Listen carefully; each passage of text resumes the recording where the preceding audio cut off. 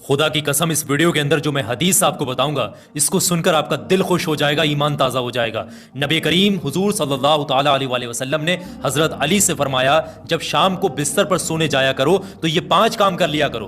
पहली चीज़ आपने बताई, सदका देकर सोया करो। दूसरी चीज़, एक कुरान पाक पढ़ करके सोया करो। तीसरी चीज़, एक जन्नत का जो है कीमत अदा करके सोया करो। चौथी चीज़, 2 लड़ने वालों में सुलह कराकर सोया करो। पांचवी चीज़, एक हज का सवाब लेकर सोया करो। तो हज़रत अली ने फरमाया, इतनी सारी चीज़ें कैसे पॉसिबल है? तो नबी ने फरमाया, हमारे प्यारे आका हुजूर सल्लल्लाहु ताला अलैहि वसल्लम ने फरमाया कि 4 मरतबा सूरह फातिहा पढ़ लोगे तो आपको सदका देने का सवाब मिल जाएगा। 3 मरतबा सूरह इखलास पढ़ लोगे, यकीन जानेगा एक कुरान पाक पढ़ने का सवाब मिल जाएगा। 10 मरतबा दुरूद पाक पढ़ लोगे, जन्नत की कीमत अदा हो जाएगी।